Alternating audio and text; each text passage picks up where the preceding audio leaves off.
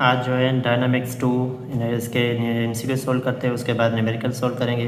तो सबसे पहला एमसीक्यूज है, seesaw balance perfectly with two children of equal weight sitting at equal distance from the fulcrum if one child move closer to the fulcrum. तो इसका option C is correct. The seesaw tips towards the child who stay farther away. उसके बाद MCQ 2 है, when line of action of applied force passes through its pivot point, then the momentum force of a body is। तो इसका option सी 0 हो जाता है। MCQ number 3 है, if a body is at rest or moving with uniform rotational velocity, then torque acting on a body will be 0। तो इसका option सी। उसके बाद एमसीक्यू नंबर 4 है, body is in equilibrium must not have acceleration नहीं होनी चाहिए। Option D is correct. MCQ 5 uniformly rotating fan is said to B.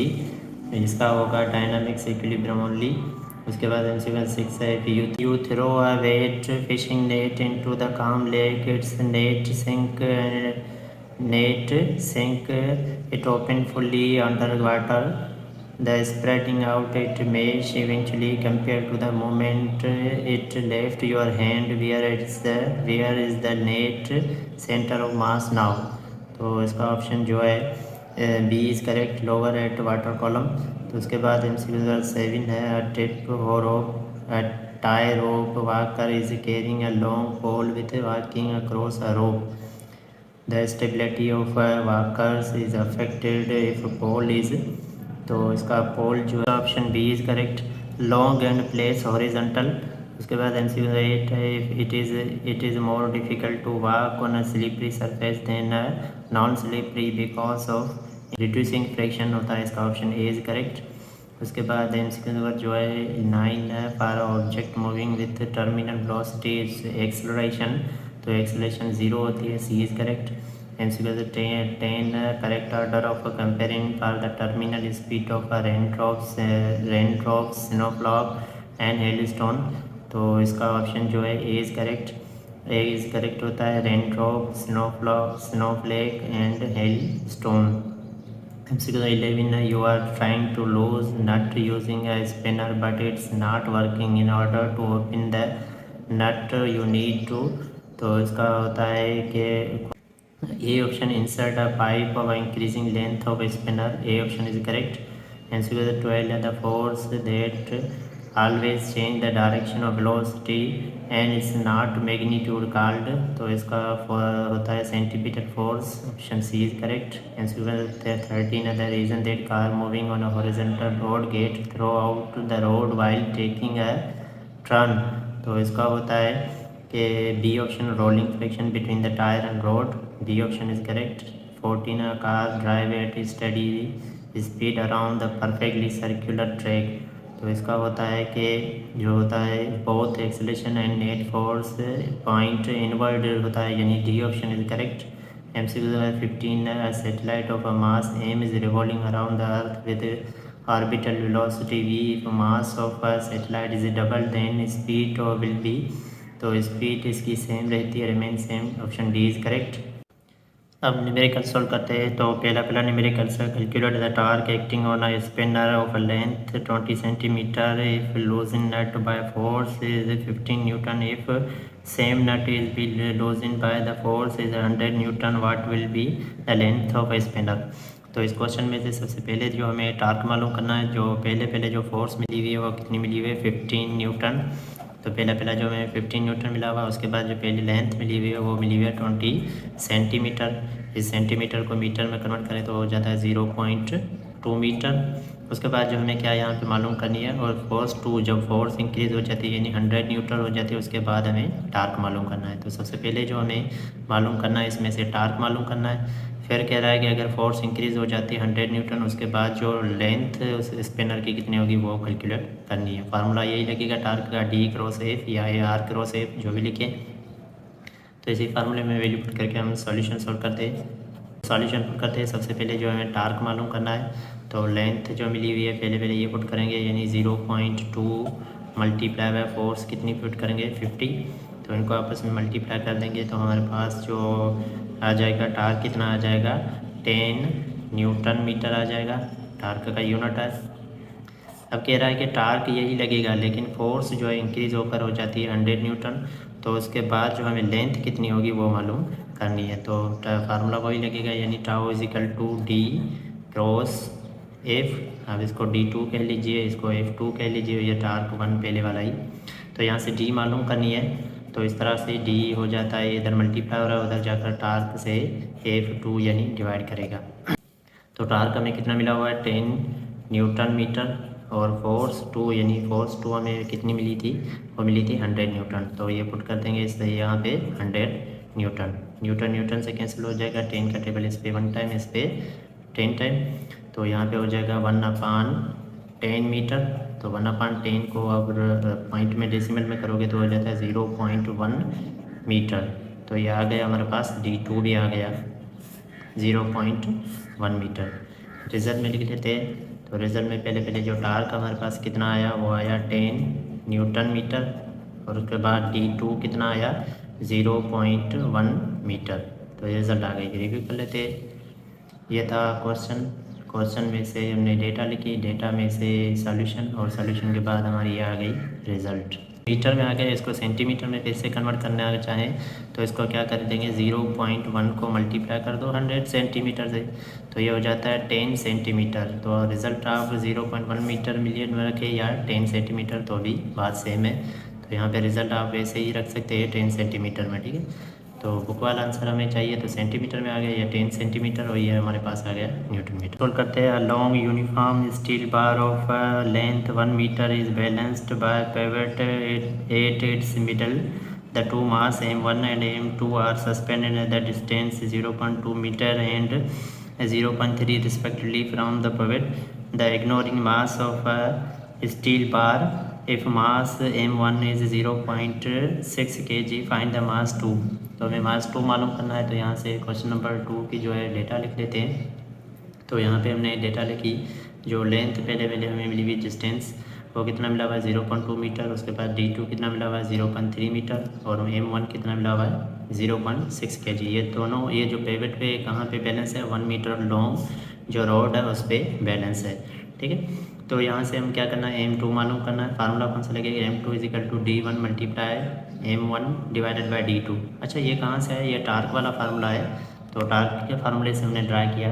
पेवेट पे तो मास बैलेंस है, तो हमें पता है कि टार्क 1 और टार्क 2 बैलेंस है, तो इस पहले फार्मूले को ड्रा कर दूँ अलग से। तो क्या होता है, tau 1 is equal to tau 2।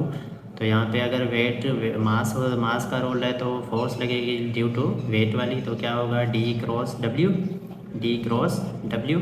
Is equal to, यहाँ पे हो जाएगा D क्रॉस W, यहाँ पे W2 कह दीजिए, D2 W1 और D1। और हमें पता है W बराबर होता है mg के, तो होता है mg, तो इजिकल टू D mg, ठीक है। M2 D2, और ग्रेविटी तो वैसे ही सेम होते हैं, जी कैंसिल हो जाते हैं। यहाँ से हमने जो है M2 जो है मालूम कर लिया, ये इधर मल्टीप्लाई और उधर जाकर डिवाइड करेगा।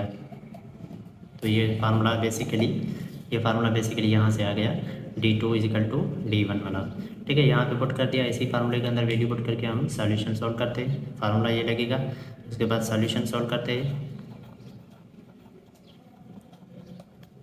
तो सॉल्यूशन सॉल्व करते हैं क्या होगा कि M2 मालूम करना है, हमें पता है D1 कितना मिला हुआ है 0.2 मल्टीप्लाई बाय M1 कितना मिला हुआ है 0.6 डिवाइडेड बाय D2 कितना मिला हुआ है 0.3। इसको आपस में मल्टीप्लाई कर देंगे तो जवाब आ जाएगा 0.12, ठीक है, डिवाइडेड बाय 0.3। तो 3 का टेबल इस पे 1 टाइम, इस पे 4 टाइम, तो जवाब आ गया M2 का हमारे पास कितना आ गया 0.4 kg। तो रिजल्ट लिख लेते हैं यहाँ पे। तो मास M2 कितना आ गया 0.4 kg। तो ये आ गई हमारे पास रिजल्ट, ये आ गई हमारे पास रिजल्ट 0.4 kg। रिव्यू कर लेते हैं। ये था क्वेश्चन में से ये डेटा के बाद फार्मूला, और फार्मूला यहाँ पे हमने ड्रा किया, कहाँ से आया था, टार्क से। उसके बाद हमने सॉल्यूशन की, और ये हमारी आ गई रिजल्ट। तो यहाँ से हमने क्या क्या मालूम कर लिया, D2 मालूम कर लिया, उसके बाद D1 मालूम कर लिया। इसको सिंप्लीफाई करेंगे और इसको सिंप्लीफाई करेंगे इस फार्मूले के अंदर। अब क्या करेंगे, फाइनल हमें मालूम करना है डिस्टेंस के इन दोनों का फाइनल पॉइंट कहाँ पे होगा जहाँ पे वो हैंग कर सके। तो हम क्या करेंगे, D2 plus D2 dash in दोनों को ऐड कर देंगे। तो दोनों को ऐड कर देंगे तो हमारा जवाब आ जाएगा 16.87375। तो यह आ गया हमारे पास सेंटीमीटर। अब ये आ गया हमारे पास फाइनल डिस्टेंस। तो फाइनल डिस्टेंस स्केल के हिसाब से कितना होगा, स्केल पे जो है 1 मीटर की है, 15 सेंटीमीटर उसके पेविट पॉइंट यानी हैंगिंग पॉइंट है।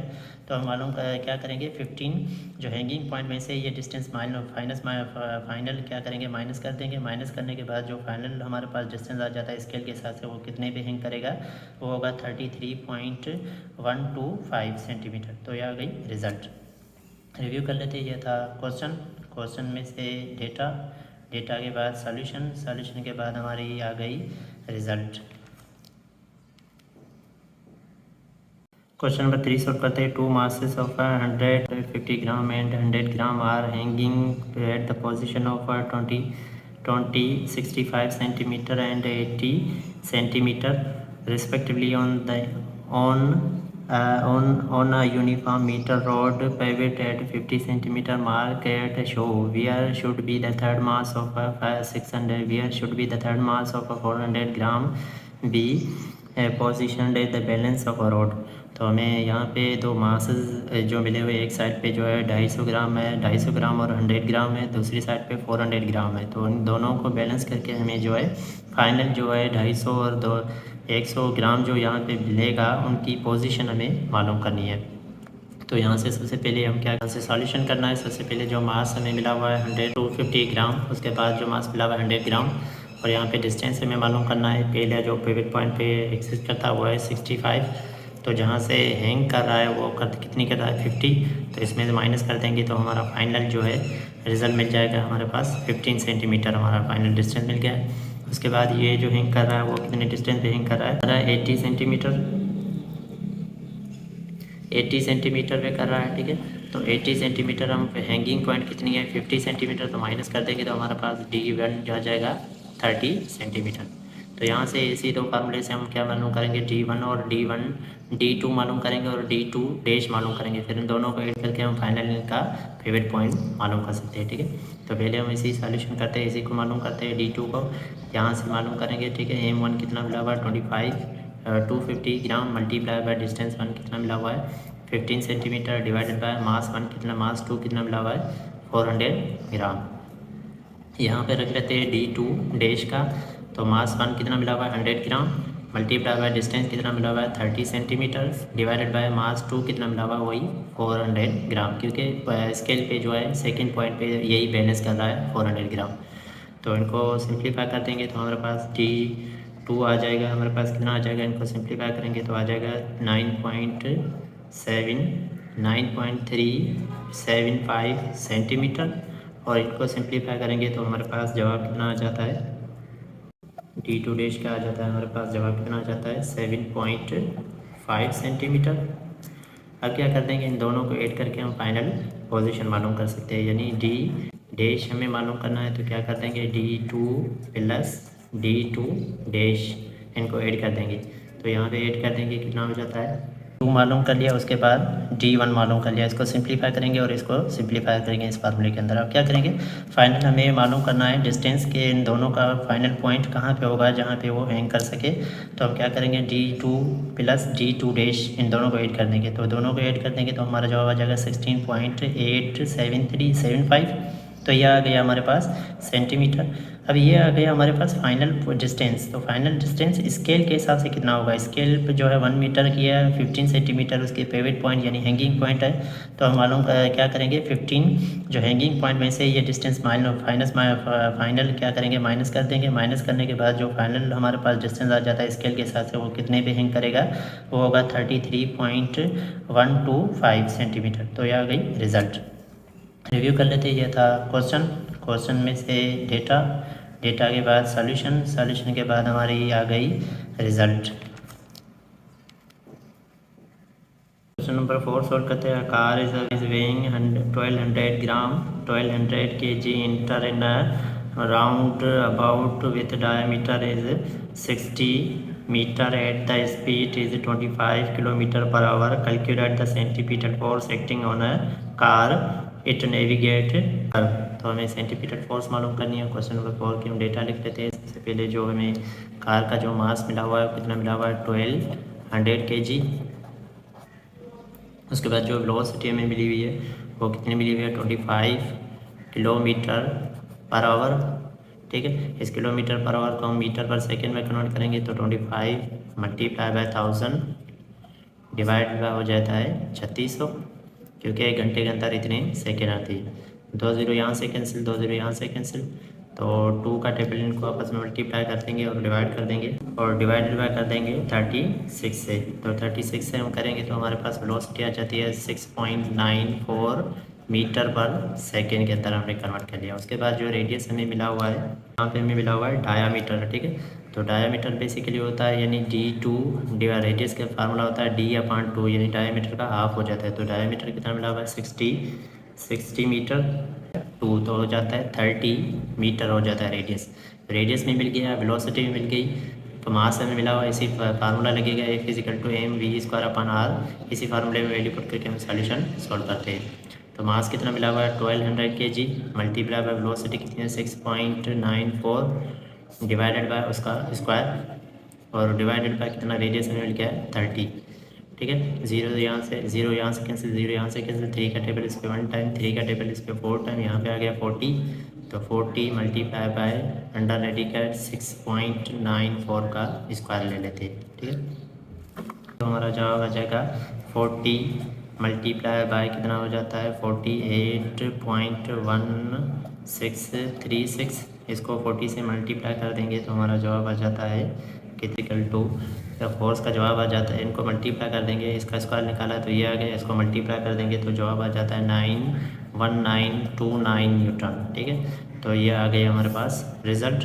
अब ये सिंपल फार्मूला तो ये सिंपल लगेगा, लेकिन जो बुक के अंदर जो आंसर मिला हुआ है बाय मिस्टेक है, इसको एडिटिंग करेक्शन करना पड़ेगा। जो बुक के अंदर जो आंसर बेसिकली मिला हुआ है वो कितना, बुक के अंदर जो आंसर मिला हुआ है वो कितना मिला हुआ है, वो जो मिला हुआ है वो मिला हुआ है 693 न्यूटन। तो इतना तो न्यूटन नहीं आ रहा, आप कैसे भी करोगे जो यहाँ पे फोर्स लगेगी वो लगेगी सेंटीपीटल फोर्स वाला फार्मूला लगेगा। तो सेंटीपीटल फोर्स वाले फार्मूले से हमसे कैलकुलेशन किए तो फोर्स इतनी लगेगी, जबकि जो बुक के आंसर इतना मिला हुआ है। तो हमारी हम रिजल्ट लिख लेते हैं, रिजल्ट कितनी आई 1929 न्यूटन।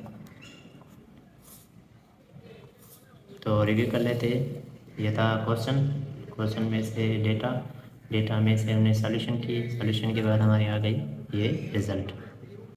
क्वेश्चन नंबर 5 सोल्व करते हैं। जियो stationery satellite revolving around earth in orbit of a radius 42000 kilometre. Find the orbital speed of a satellite at this height. तो हाइट पे हमें ऑर्बिटल वेलोसिटी मालूम करनी है। बेसिकली रेडियस जो हमें मिला हुआ है डेटा के अंदर वो कितना मिला हुआ है 42000 किलोमीटर।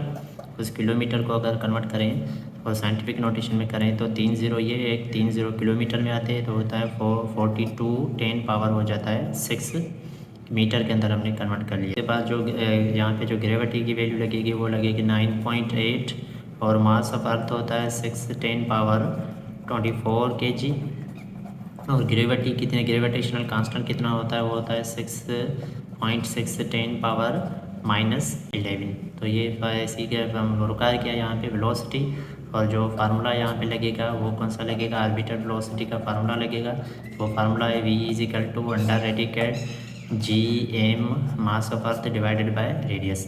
ठीक है, तो इसी फार्मूले में वैल्यू पुट करके हम सॉल्यूशन सॉल्व करते हैं। तो सॉल्यूशन सॉल्व करते हैं तो कोशिश करेंगे बगैर कैलकुलेटर के सॉल्व करेंगे।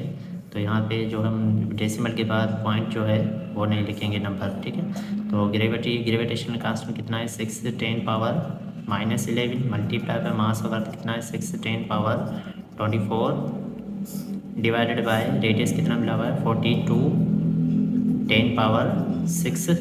तो इसी को अगर सिंप्लीफाई करें 6 6 होता है 36, 6 6 हो जाता है हमारे पास 36। 11 में से 24 गए, बाकी बचे प्लस के 13 divided by 42 divided by 42 10 power 6। ये 6 प्लस का ऊपर चला जाएगा, माइनस का हो जाएगा, और हम डिवाइड कर लेते हैं 36 को 42 से डिवाइड कर लेते हैं, और ये पावर ऊपर चला जाएगा तो माइनस का हो जाएगा। 13 में से 6 गया, बाकी बचे कितने 7। पहले हम डिवाइड कर लेते हैं इनको कि कितना हो जाता है 6 को, तो 36 को डिवाइड कर लेते हैं 42 से।